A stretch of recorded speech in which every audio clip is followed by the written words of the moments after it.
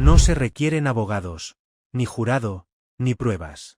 En lugar de eso, un sacerdote te entrega una barra de hierro al rojo vivo y te ordena que la lleves 3 metros mientras tu carne chisporrotea y arde. Si tus heridas sanan en 3 días, eres inocente. Si se pudren y se infectan, eres culpable y te enfrentas a la ejecución. Bienvenidos al juicio por ordalía, donde la justicia significaba tortura sistemática sancionada por la Iglesia y el Estado.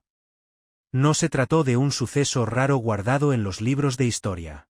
Desde el siglo VI hasta 1215, cuando el Papa Inocencio III finalmente prohibió la práctica, la ordalía fue el método estándar para determinar la culpabilidad o la inocencia en toda la Europa medieval. El sistema de justicia medieval funcionaba según un principio aterrador. La única manera de mantener el orden era garantizar que la gente estuviera absolutamente aterrorizada por los castigos. Y no había nada que aterrorizara tanto a la gente como verse obligada a soportar un dolor agonizante para demostrar su inocencia. La prueba del fuego fue quizás la más brutal. Los sacerdotes calentaban una barra de hierro hasta que se ponía al rojo vivo. En el momento oportuno de una ceremonia religiosa solemne, el acusado sería obligado a agarrar el metal ardiendo con sus manos desnudas y caminar una distancia específica antes de dejarlo en el suelo. Luego les vendarían la mano y la sellarían. 3 días después, las autoridades religiosas examinarían la herida. Si parecía que la cicatrización era limpia, la persona era declarada inocente. Si la quemadura mostraba signos de infección o supuración, eran declarados culpables y condenados a muerte. La lógica medieval era escalofriantemente simple, aunque completamente descabellada según los estándares actuales. Creían que Dios realizaría un milagro para proteger a los inocentes, permitiendo que sus quemaduras sanaran con una rapidez sobrenatural. En realidad, las quemaduras graves provocadas por hierro al rojo vivo rara vez se curan limpiamente en 72 horas, lo que significa que la gran mayoría de las personas sometidas a esta terrible experiencia fueron condenadas a muerte independientemente de su culpabilidad o inocencia real. Pero el fuego no era el único elemento que utilizaban las autoridades medievales para torturar a los acusados y obtener confesiones. La prueba del agua presentaba una elección igualmente horrorosa entre ahogarse y morir. En la prueba del agua fría, los sospechosos fueron atados de pies y manos y arrojados a un río, lago u otro cuerpo de agua. El razonamiento retorcido, el agua bendita rechazaría a los culpables, haciéndolos flotar, mientras que los inocentes se hundirían y serían abrazados por el elemento puro. Piense en la situación imposible que esto creó. Si flotabas, te declaraban culpable y te ejecutaban. Si te hundiste, eras inocente, pero probablemente te ahogaste en el proceso. Aquellos que tuvieron la suerte de ser rescatados del agua antes de morir aún sufrieron un trauma severo por estar cerca de ahogarse.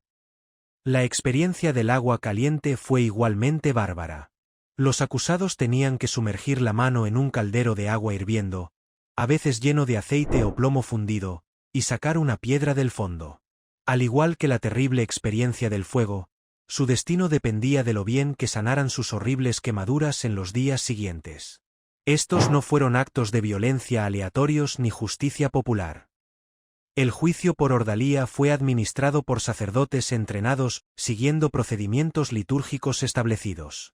Todo el proceso era considerado un sacramento sagrado, lo que lo hacía aún más inquietante desde una perspectiva moderna. El clero profesional llevaba a cabo estas sesiones de tortura en nombre de Dios, creyendo que estaban facilitando el juicio divino en lugar de maltratar y matar sistemáticamente a personas inocentes. El alcance de estas prácticas era asombroso. Toda persona acusada, independientemente de la gravedad del presunto delito que haya cometido, corre el riesgo de pasar por una dura prueba.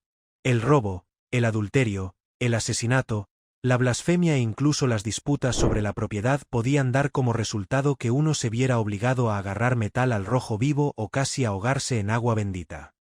El sistema de justicia medieval no hacía distinción entre delitos menores y delitos graves cuando se trataba de demostrar la inocencia a través de la agonía.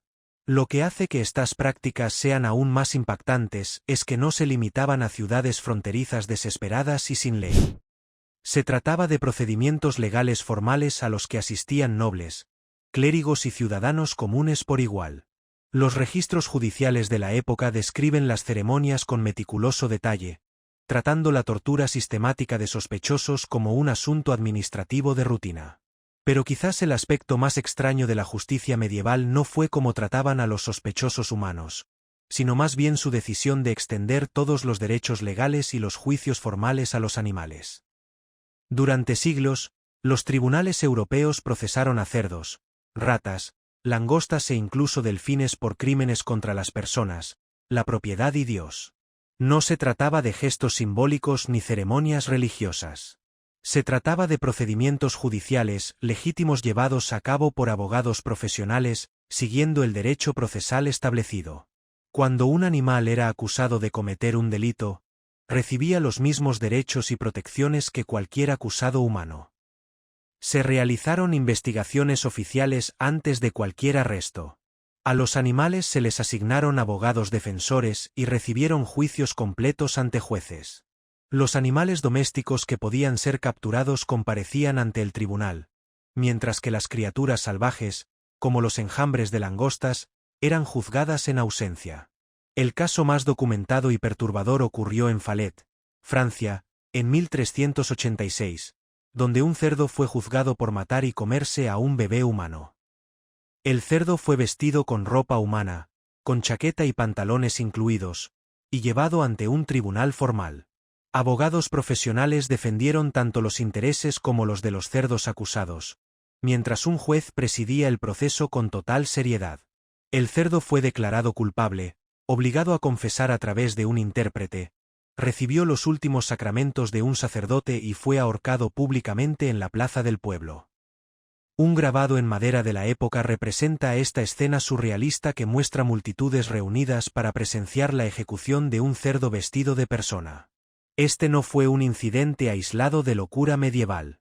Entre los siglos XIII y XVIII se llevaron a cabo juicios con animales en toda Europa y existen registros judiciales meticulosos que documentan cientos de casos. Los cerdos eran acusados con frecuencia, a menudo acusados de atacar a niños o destruir propiedades. Pero la variedad de criaturas llevadas ante los jueces medievales desafía toda creencia. Langostas, topos, tábanos, termitas, serpientes, caracoles, saltamontes, orugas, gorgojos, tórtolas e incluso delfines fueron objeto de persecución penal formal. Los ensayos se clasificaron en dos categorías distintas.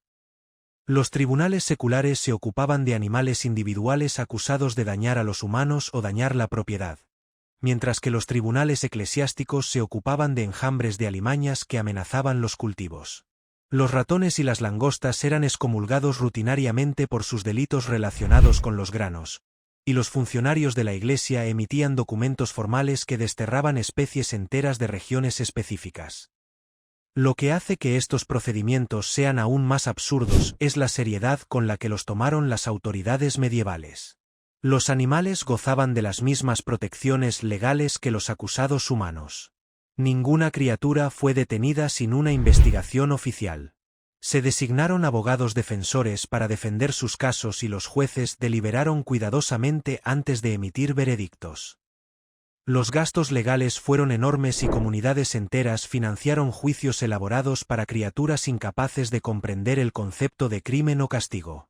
Mientras que los animales recibieron protecciones legales extrañas, los criminales humanos enfrentaron castigos que constituirían múltiples delitos bajo la ley moderna.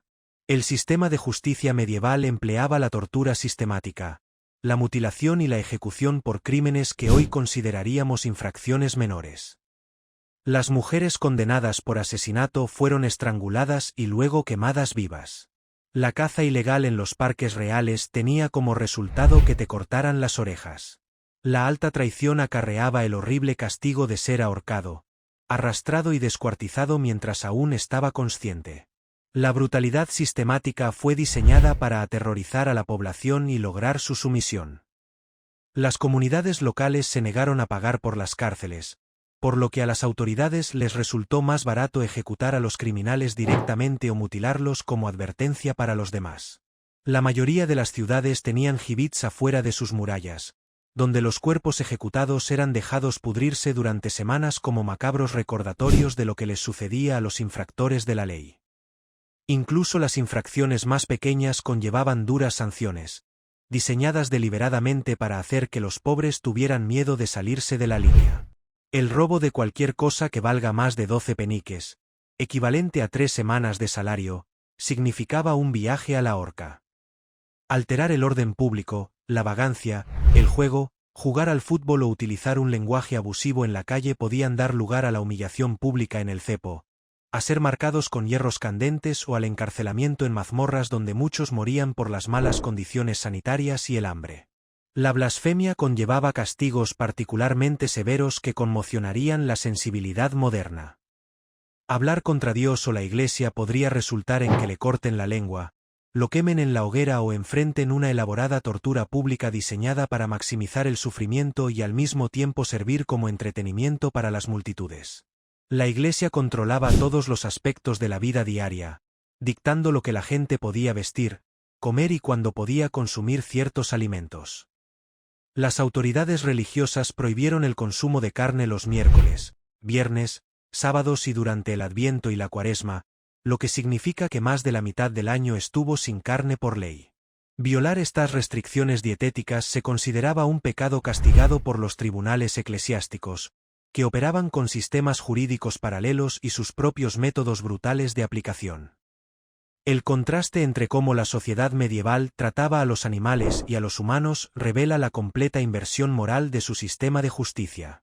Los cerdos recibieron abogados y juicios formales antes de su ejecución, mientras que los seres humanos eran torturados, mutilados y asesinados rutinariamente sin protecciones legales básicas que hoy consideramos fundamentales. Un presunto ladrón se enfrentaba a que le metieran la mano en aceite hirviendo, mientras que un S.A. asesino contaba con un abogado defensor y los últimos derechos religiosos. Estas no fueron acciones de bárbaros primitivos ni de sociedades sin ley. La Europa medieval produjo magníficas catedrales, complejos tratados filosóficos y sofisticadas redes comerciales que abarcaban distintos continentes. Sin embargo, sus sistemas jurídicos funcionaban con principios que hoy se considerarían crímenes de guerra. El clero profesional administraba la tortura como sacramento religioso. Abogados educados defendían casos en favor de animales de granja, mientras los acusados humanos eran quemados vivos. La mente medieval operaba bajo supuestos completamente diferentes sobre la justicia, la intervención divina y la naturaleza de la culpa y la inocencia. Ellos genuinamente creían que Dios intervendría para proteger a los inocentes a través de curaciones milagrosas o señales sobrenaturales. No veían nada malo en vestir a los cerdos con ropas humanas para su ejecución formal ni en obligar a los presuntos criminales a demostrar su inocencia mediante angustioso sexo oral. Entender estas prácticas no se trata de burlarse de nuestros antepasados ni de sentirse superior al pasado. Se trata de reconocer cuán drásticamente han evolucionado nuestros conceptos de justicia, derechos humanos y procedimientos legales. Lo que la gente medieval consideraba normal, legal y moralmente justificado, ahora lo clasificamos como tortura, crueldad animal y violaciones sistemáticas de los derechos humanos.